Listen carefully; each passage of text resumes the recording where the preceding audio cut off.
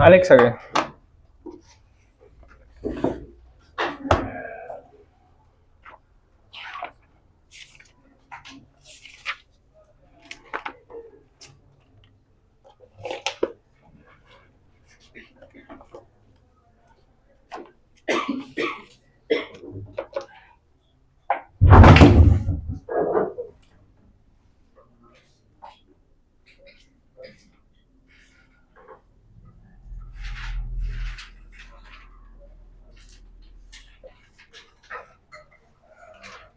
Fine.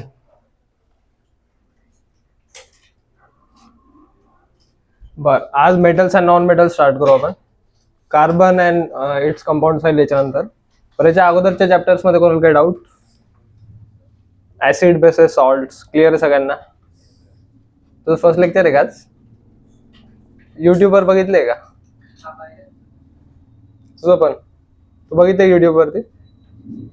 ठीक आहे. Metals and non metals मध्ये बेसिकली प्रॉपर्टीज इम्पॉर्टंट आहे. प्रॉपर्टीज पेक्षा जास्त इम्पॉर्टंट आहे एक्सेप्शन्स काय. आता आपल्याला माहिती गुड कंडक्टर आहे, तर बॅड कंडक्टरचं एक्सेप्शन काय आहे? लश्चरस आहे. नॉन मेटल कसे असतात? Non lustrous. पण त्याचे पण काही एक्सेप्शन्स आहे, ते जास्त इम्पॉर्टंट आहे. त्यानंतर मेटल्स जेव्हा ऍसिड सोबत रिॲक्ट होतात किंवा ऑक्साईड सोबत रिॲक्ट होतात तेव्हा काय फॉर्म करतात. ऑलरेडी आपण केमिकल रिॲक्शन्स मध्ये पण बघितलंय आणि ऍसिड सोबत पण आपण मेटलच्या रिॲक्शन बघितल्या होत्या. सो त्यामुळे तुम्हाला अंडरस्टँडिंग साठी इझी असणार आहे. त्यानंतर या चॅप्टर मध्ये इम्पॉर्टंट आहे रिएक्टिव्हिटी सिरीज. रिएक्टिव्हिटी सिरीज नुसार तुम्हाला पूर्ण चॅप्टर क्लिअर होणार.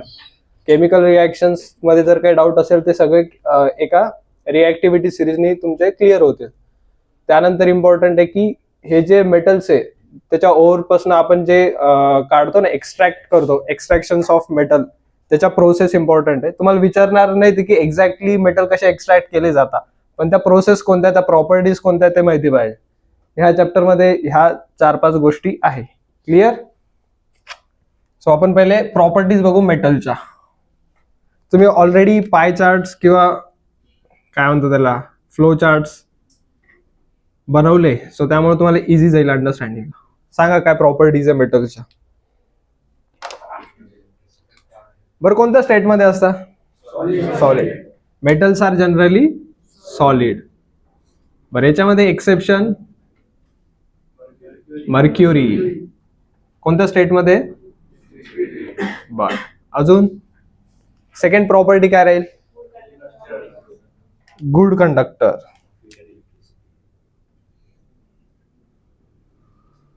Good conductor of heat and electricity. Sonorous. Sonorous means काय अर्थ होतो?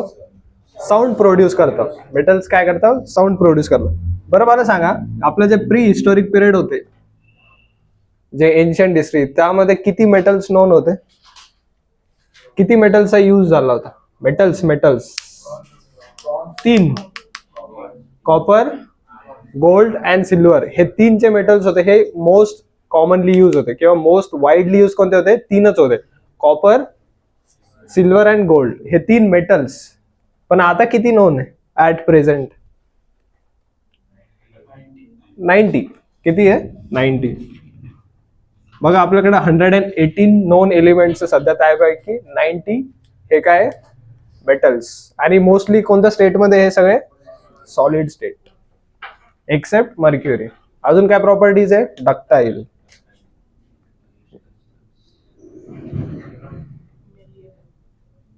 व्हॅल्युएबल.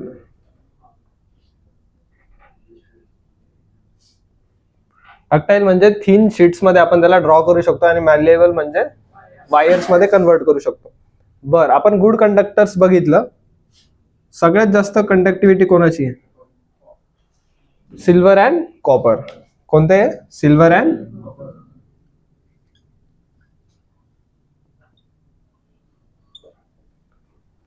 ओके. अजून कोणत्या प्रॉपर्टीज आहे? लश्चरस. मेटल्स कसे असतात? लश्चरस. अजून high melting point and high boiling point. अजून हाय डेन्सिटी पण आहे. हाय डेन्सिटीज. डेन्सिटी कशी याची? हाय. याच्यात पण एक्सेप्शन आहे. जे सोडियम अँड पोटॅशियम आहे ना, हे लो डेन्स्ड आहे. याची डेन्सिटी कशी आहे? लो. आणि जर बघितलं मेटल्स जनरली कसे असतात? हार्ड. जनरली म्हणले मी हार्ड. याच्यात पण सॉफ्ट असणारे आहेत. ते 3 मेटल्स आहेत जे खूप जास्त सॉफ्ट आहे. कोणते माहिती? Exception sodium, potassium and calcium आहे. हे 3 सॉफ्ट आहे. बरे सॉफ्ट आहे म्हणजे तुम्ही लिटरली नाईफने याला कट करू शकता, इतके सॉफ्ट आहे. क्लिअर?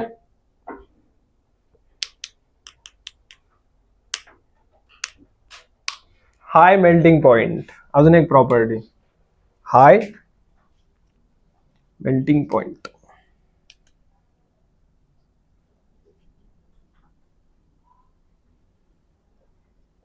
याच्यात पण 2 एक्सेप्शन्स आहे की ज्यांचा मेल्टिंग पॉइंट लो आहे. कोणते कोणते असणार आहे? आठवतं का काही? हा करेक्ट, गॅलियम अँड सिझियम. करेक्ट.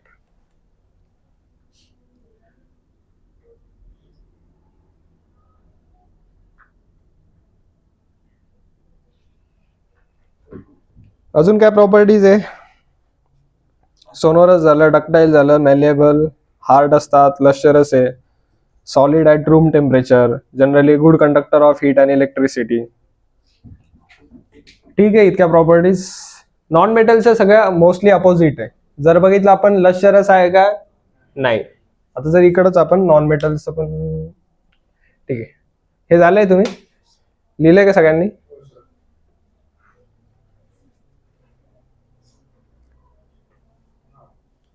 झालं? ओके.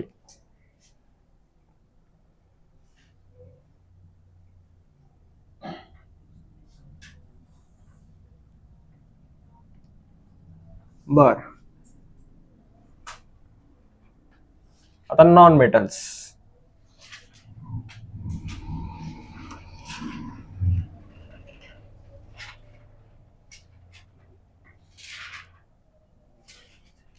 नॉन मेटल लश्चरस आहे का?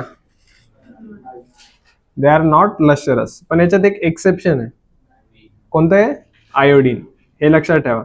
जे एक्सेप्शन्स आहे ना, ते सगळ्यात जास्त इम्पॉर्टंट आहे. आयोडीन हे नॉन मेटल असून सुद्धा काय आहे? लश्चरस. बरं, आता ऍट प्रेझेंट किती नॉन मेटल्स आहे? जसं मी तुम्हाला सांगितलं अप्रॉक्सिमेटली 90 मेटल्स आहे जे की नोन आहे. नॉन मेटल्स किती माहिती आहे? 22 अराउंड. किती? 22 नॉन मेटल्स माहिती आहे.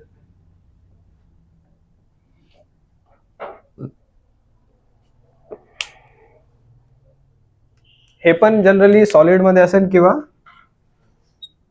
जनरली इन सॉलिड और गॅसेस. पण एक याच्यात एक्सेप्शन आहे जे की लिक्विड स्टेट मध्ये आहे. जसं मेटल जे लिक्विड मध्ये ते कोणतं आहे? मर्क्युरी. मग नॉन मेटल जे लिक्विड मध्ये ते कोणतं आहे? नाही माहिती? मागे ब्रोमीन. करेक्ट.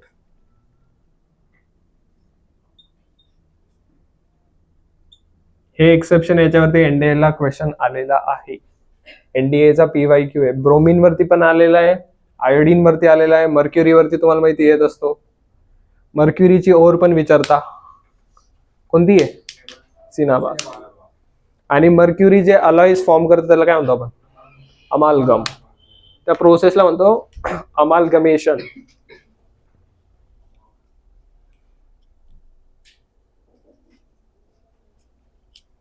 बर, हे कसे असतात?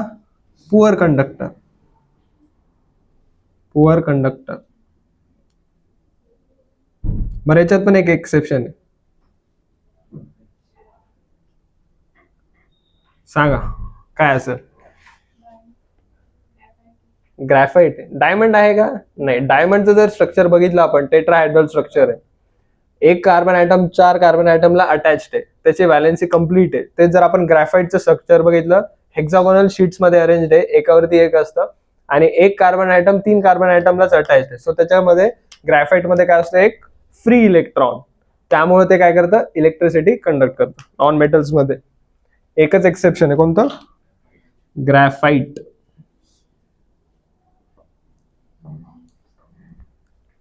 ओके, अजून काय, हा, display variety of colours. Non metals काय करता,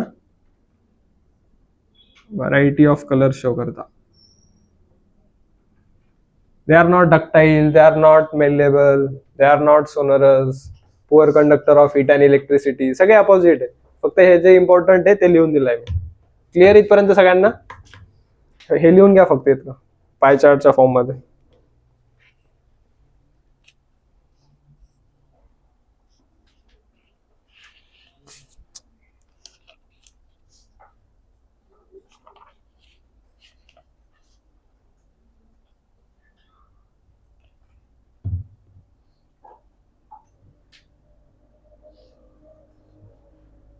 आणि नॉन मेटल मध्ये सगळे कार्बन कंपाऊंड्सच येतील. नॉन मेटल मध्ये आपल्याला अख्खा कार्बन स्टडी करायचा आहे नेक्स्ट चॅप्टर मध्ये. सो त्याच्यावरती जास्त डिस्कस करून काय अर्थ नाही. त्यानंतर इम्पॉर्टंट आहे तुम्हाला, हा, काही प्रॉपर्टीज, केमिकल प्रॉपर्टीज म्हणतो त्याला आपण. जेव्हा मेटल ऑक्सिजन सोबत रिॲक्ट करतो तेव्हा काय फॉर्म करतो, मेटल ऑक्साइड्स. बस माहिती सगळ्यांना. हेअर ऑफ करू. याच्यात पण एक एक्सेप्शन आहे, जो मेटल ऑक्साइड्स फॉर्म नाही करत.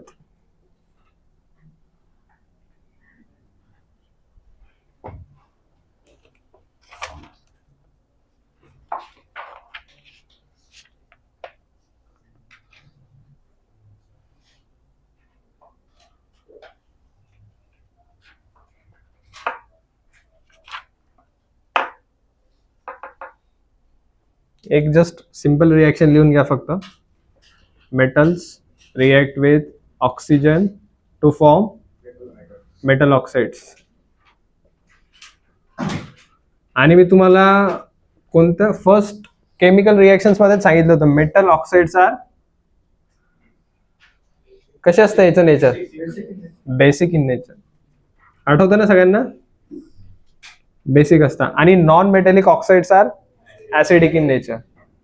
अजून यामध्ये इम्पॉर्टंट काय बघा, हा, एम्फोटेरिक नेचर शो करणारे कंपाऊंड्स.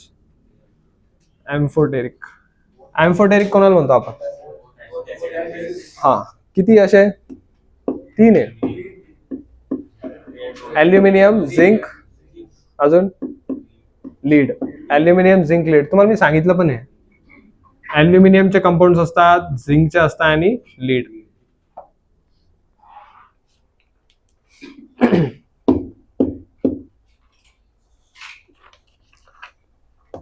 बर, याच्यामध्ये मेटल्स मध्ये अजून आहे की मेटल्स आणि त्याचे काही ऑक्साइड्स आहे ते बर्न होतात तेव्हा कोणत्या फ्लेम प्रोड्यूस करता.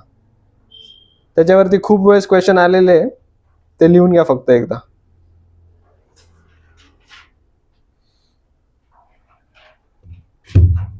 मॅग्नेशियम जेव्हा बर्न होतो तेव्हा कोणता फ्लेम प्रोड्यूस करतो, व्हाईट, डॅझलिंग व्हाईट फ्लेम म्हणतो आपण. मॅग्नेशियम जेव्हा बर्न होईल तेव्हा कोणता, व्हाईट फ्लेम प्रोड्यूस करतो, व्हाईट. हे सगळ्यात इम्पॉर्टंट आहे, याच्यावरती डायरेक्ट क्वेश्चन फॉर्म होतात.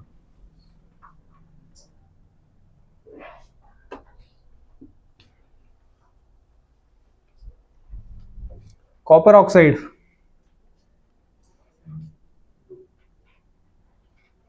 ब्लू कोण बनलं,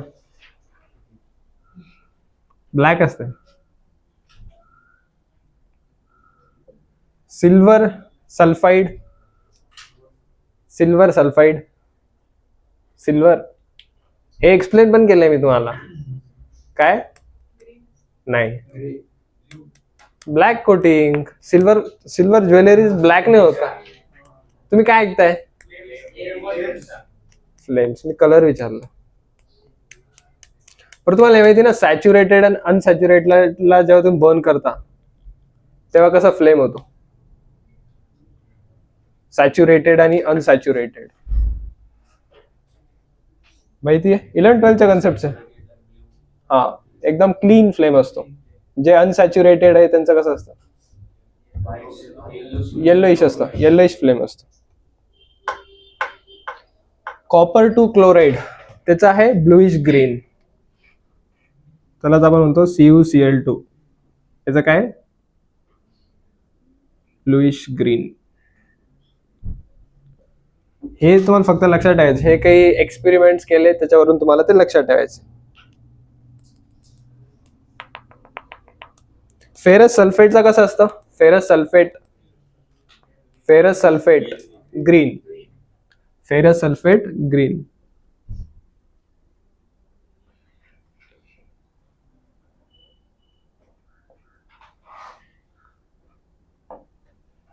अजून तुम्हाला कोणतं इम्पॉर्टंट आहे, फेरिक ऑक्साईड. फेरिक ऑक्साईड तुम्हाला माहिती आहे, आयर्न ऑक्साईड कसे असणार आहे, रेडिश ब्राऊन लक्षात ठेवा. Ferric oxide reddish brown.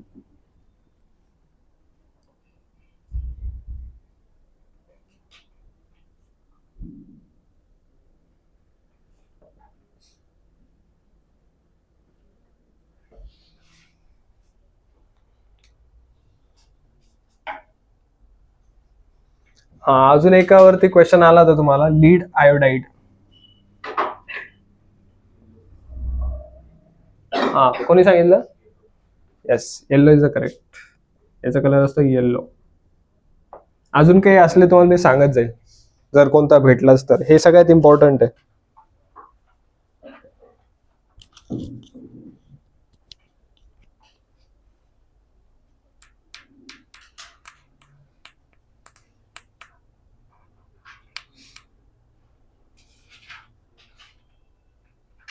Okay, question आहे तुमच्यासाठी. अल्केनला कॉमनली काय म्हणतात? अल्केनला कॉमनली काय म्हणतात? एक नाव आहे. काय? अल्केन माहिती काय असतं? CnH2n+2. काय कॉमनली काय म्हणतात त्याला? अजून एक नियम आहे, तुम्हाला आठवतं का रे मागे मी तुम्हाला एक्सप्लेन केलं होतं. हा, पॅराफिन. काय म्हणतात? पॅराफिन. आणि त्याचा यूज काय माहिती का? As a fuel in jet engines मध्ये पॅराफिनचा यूज केला जातो फ्युअल म्हणून. सो त्यामुळे ते पण इम्पॉर्टंट आहे. हा पण NDAचा PYQs आहे. हे तर बेसिक NCERT येणार आहे, पण अशा काही वेगवेगळ्या कन्सेप्ट आहे ज्या आपल्याला PYQs थ्रू कव्हर करावं लागतील. एक्स्ट्रा पण करू आपण, पण PYQs जे येतं ते तर करणंच करणं आहे. क्लिअर इथपर्यंत? ओके. त्यानंतर इम्पॉर्टंट आहे तुम्हाला वॉटर सोबत रिॲक्शन्स. त्याच्यामध्ये आपण सगळ्यात इम्पॉर्टंट आपण डायरेक्ट काय करू, रिॲक्टिव्हिटी सिरीज घेऊ, त्या थ्रू तुम्हाला मी एक्सप्लेन करतो. हे झालंय. बरं, रिॲक्टिव्हिटी सिरीज लर्न एक तुम्हाला. एका रिॲक्टिव्हिटी सिरीजने तुमचे सगळे प्रॉब्लेम सॉल्व्ह होते. काय काय म्हणलं क्षितिज?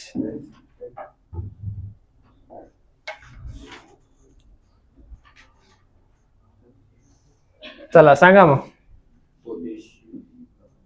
नंतर नंतर नंतर नंतर नंतर नंतर नंतर नंतर नंतर नंतर तुम्ही ट्रिक आठवताय काय? मी पण सांगेल तुम्हाला, लेक्चर झालं का मग एक ट्रिक सांगेल बाहेर. मग तुम्हाला ही रिॲक्टिव्हिटी सिरीज कधीच नाही विसरणार तुम्ही. क्लिअर इथपर्यंत? हे तुम्हाला माहिती, हे जे दोन एलिमेंट्स आहे सगळ्यात खतरनाक, सगळ्यात एक्साइटेड एलिमेंट्स आहे, आणि हे खूप फास्ट रिॲक्ट करतात ऑक्सिजन सोबत, वॉटर सोबत, आणि हे काय करतात डायरेक्ट ब्लास्ट करू शकताय कोणत्या पण शॉप मध्ये. त्यामुळे याला कशामध्ये स्टोअर करतो आपण? केरोसिन. याला आपण स्टोअर करतो केरोसिन मध्ये. हाय रिॲक्टिव्ह आहे. त्यानंतर इम्पॉर्टंट आहे की कोल्ड वॉटर सोबत कोणते रिॲक्ट करतात? कोणते? पहिले तीन. हे काय करतात? React with cold water. पण कॅल्शियम असं आहे, हा, कोल्ड वॉटर सोबत रिॲक्ट करतो आणि काय करतो? बबल्स फॉर्म करतो. पण हे बबल्स कशाचे असतात? कोणत्या गॅसचे असतं हे? Hydrogen gas. हायड्रोजन गॅसचे बबल्स फॉर्म करतो.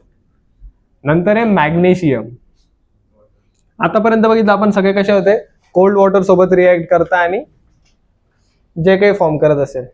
पण कॅल्शियम बघितलं आपण, तो कोल्ड वॉटर सोबत रिॲक्ट तर करतोय, पण तो काय करतोय, बबल्स फॉर्म करतोय. आणि ते बबल्स कशाचे?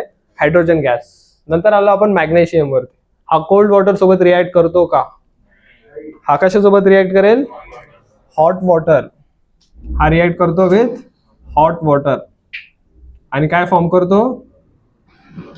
हायड्रोजन गॅसचे बबल्स. सेम कॅल्शियम आणि मॅग्नेशियम जवळपास सेम, फक्त लक्षात ठेवा कॅल्शियम हॉट वॉटर सोबत रिॲक्ट नाही करत, मॅग्नेशियम करतो. ठीक आहे. नंतर जे जे तीन आहे, ॲल्युमिनियम, झिंक, Fe, हे कोल्ड वॉटर सोबत रिॲक्ट करता का? हॉट वॉटर सोबत रिॲक्ट करता का? मग हे कशासोबत रिॲक्ट करता? स्टीम. हे रिॲक्ट करता विथ स्टीम. आणि याच्या खालचे सगळे ऑलमोस्ट हे खालचे जे आहे हे कशासोबतच रिॲक्ट नाही करत, does not react with water.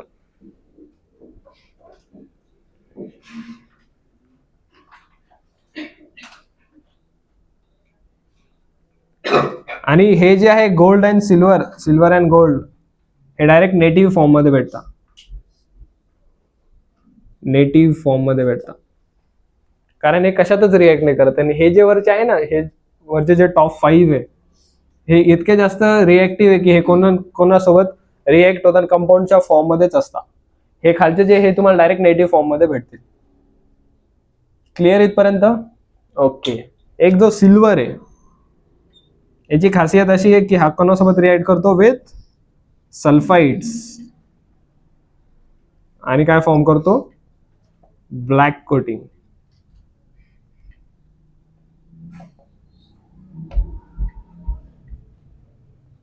Clear?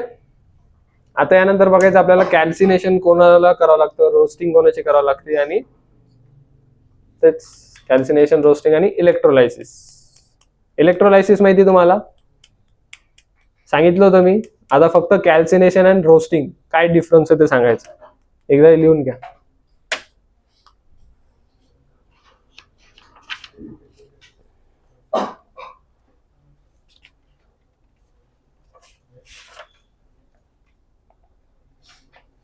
तुम्हाला मेटॅलिक कंपाऊंड्स म्हणजे आयोनिक कंपाऊंड्स किंवा कोव्हॅलंट कंपाऊंड्स किंवा अजून कोणतं असतं, हायड्रोजन बॉन्ड्स वगैरे, हे सगळे बॉन्डिंग माहिती आहे ना?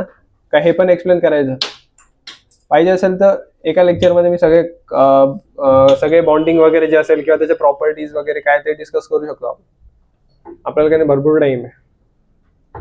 बघा, मेटल आणि मेटलचा जो बॉन्ड फॉर्म होतो, मेटॅलिक बॉन्ड, दोन्ही कसे असतात? इलेक्ट्रो पॉझिटिव्ह असतात.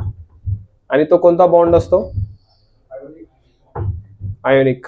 कोव्हॅलेंट कोण शो करणार? हा, मेटल अँड नॉन मेटल.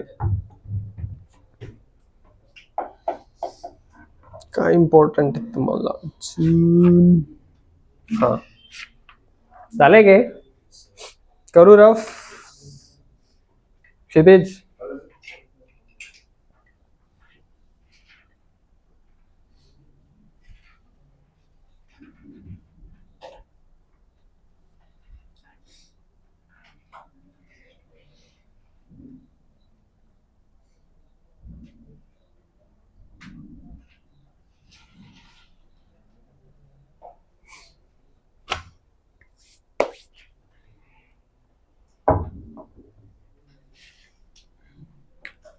आता मी जसं तुम्हाला म्हणलं टॉप 5 ॲल्युमिनियम पर्यंत, हे कसे सगळ्यात जास्त रिॲक्टिव्ह आहे. त्यामुळे यांना कशाने, कोणत्या प्रोसेसने आपण त्यांचे मेटल्स एक्सट्रॅक्ट करतो?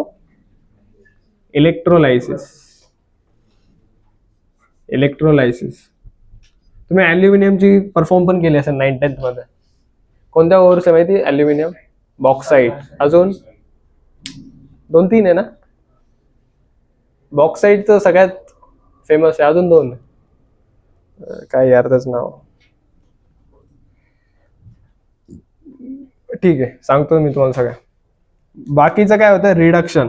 हे जे आहे रिडक्शन यूज करून होता. आणि हे तर तुम्हाला माहिती आहे, हे काय नेटिव्ह फॉर्म मध्ये भेटतात. कॉपर पर्यंत reduction using carbon. Reduction using carbon. त्या अगोदर तुम्ही दोन टर्म्स समजून घ्या आता. What is roasting and calcination. पहिले रोस्टिंग. काय असेल डेफिनेशन रोस्टिंगची? काय? हा, एक्सेस एअर मध्ये काय करणं, हीट करणं, रिड्यूस करणं आणि मेटल एक्स्ट्रॅक्ट करणं, ही जी प्रोसेस आहे त्याला म्हणतो आपण रोस्टिंग. कॅल्सिनेशन मध्ये काय डिफरन्स आहे? In absence of air or in limited supply of air मध्ये हीट करणं आणि रिड्यूस करून काय करायचं, मेटल एक्स्ट्रॅक्ट करणं, त्या प्रोसेसला म्हणतो आपण कॅल्सिनेशन. याचं डेफिनेशन लिहून घ्या फक्त रोस्टिंगचं. रोस्टिंग हेडलाईन टाका आणि लिहा, where ore is converted into its oxide by heating it below its melting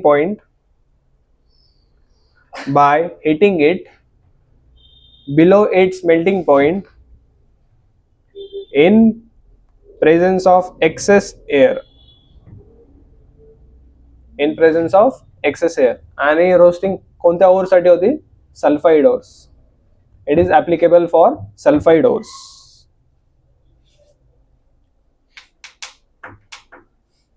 झाले लिहून? Second, calcination. हे कशासाठी असणार आहे? कशाच्या ore? Carbonate ores. Correct. Roasting लिहा, calcination. It convert ore into oxides by heating strongly. Converts ore into oxides by heating strongly below its melting point. In absence of air or in limited supply of air. In absence of air or in limited supply of air.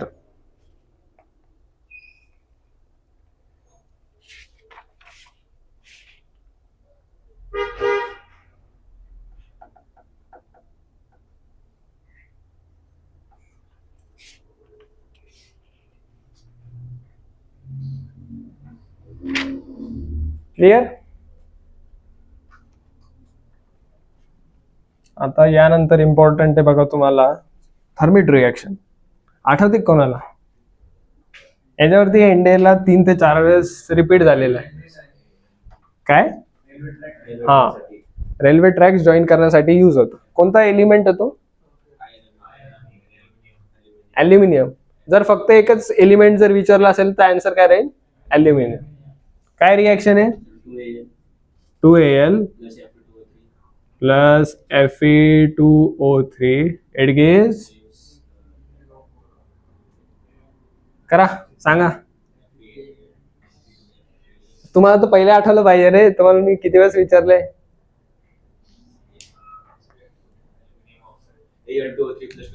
हा, Al2O3 plus exothermic reaction आहे आणि ह्याच रिएक्शनला आपण म्हणतो thermite reaction. आणि हे कशासाठी use होतं? रेल्वे ट्रॅक्स जॉईन करण्यासाठी. क्लिअर? सगळ्यात इम्पॉर्टंट रिएक्शन.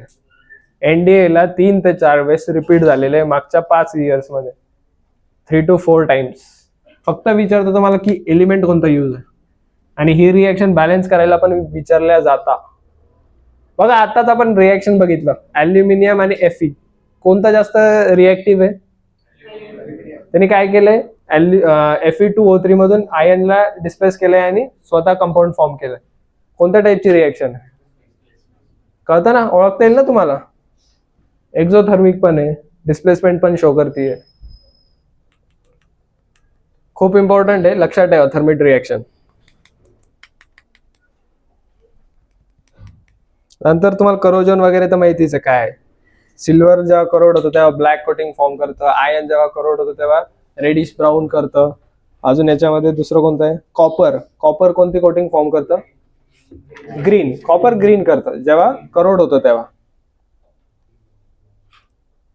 बर, जे तुम्ही प्युअर गोल्ड वगैरे असं तुमचं ज्वेलरी यूज करत असेल गर्ल्स किंवा बॉईज पण, चेन वगैरे असते ना गोल्ड चेन, ते 24 कॅरेटचं असतं का?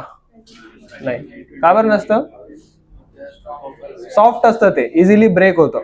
सो ते काय असतं, एक अलॉय फॉर्म केलं जातं. सिल्वर म्हणा किंवा कोणतं पण एलिमेंट.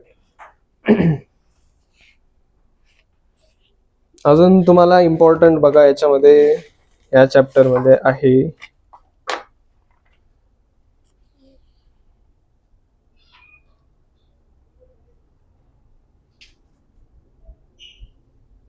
हा फ्लेमचा कलर्स बाकी आहे ना, ते लिहून घ्या.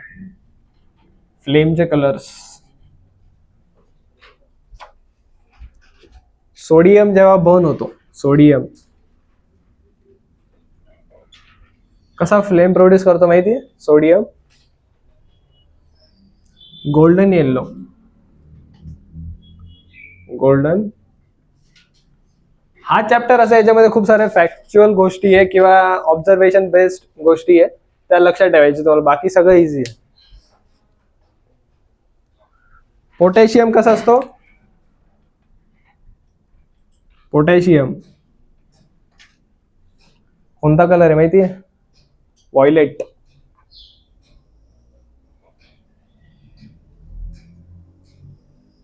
व्हायलेट कलरची फ्लेम प्रोड्यूस करतो. कॅल्शियम कसं करतो? कॅल्शियम रेड करतो, तो रेड. Calcium red. अजून हे बघा, बेरियम. बेरियम. बेरियम पण ग्रीनच करतो.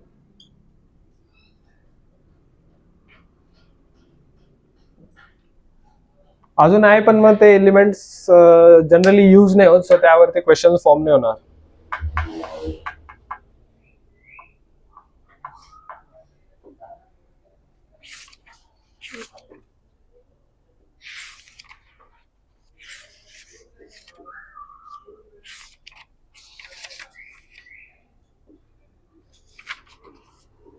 एक क्वेश्चन विचारला होता मी तुम्हाला, आठवतं का?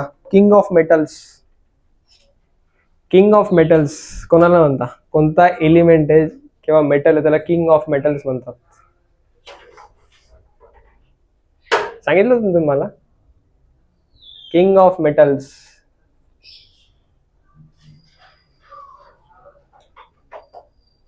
गोल्ड. किंग ऑफ मेटल्स कोणता आहे? गोल्ड. Easy to remember.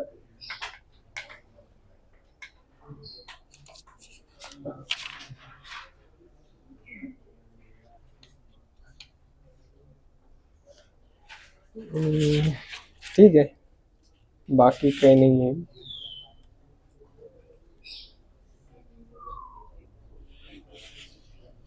हा, एक चार्ट तुम्हाला शेअर करेल मी मेटल्स आणि त्याच्या ओव्हर्सचा. तो इम्पॉर्टंट राहील. बघतो मी आहे का माझ्याकडे. बरं, गलिना कशाची ओर आहे? गलिना. गलिना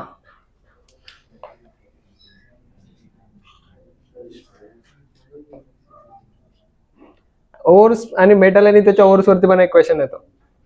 एफकॅट ला पण येतो, सीडीएस ला पण येतो, एनडीए ला पण येतो.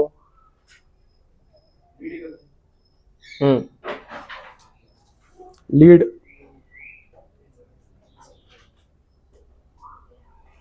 हा, अल्युमिनियमचे तुम्हाला मी काय म्हणलं, बॉक्साईट एक सांगितलं. अजून कोणतं आहे? Cryolite and feldspar.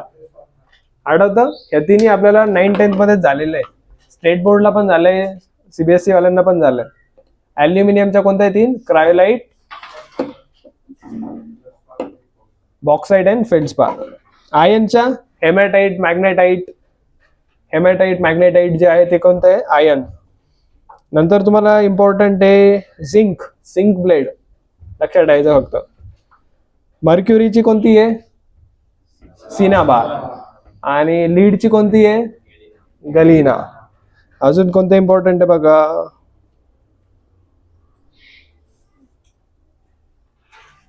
Potassium, गलिना, lead.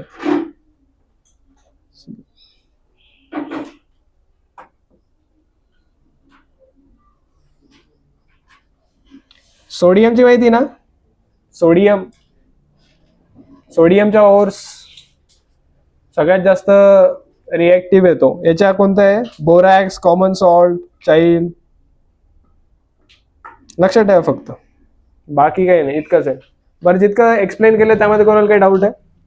रिएक्टिव्हिटी series लक्षात राहील सगळ्यांना. कोण हॉट वॉटर सोबत रिॲक्ट करतो, कोण कोल्ड वॉटर सोबत रिॲक्ट करतो, कोण ऑक्साईड फॉर्म करतो, कोण स्टीम सोबत रिॲक्ट करतं, कोण वॉटर सोबत रिॲक्ट नाही करत. त्या रिॲक्शन वरती एक क्वेश्चन कन्फर्म आहे तुम्हाला.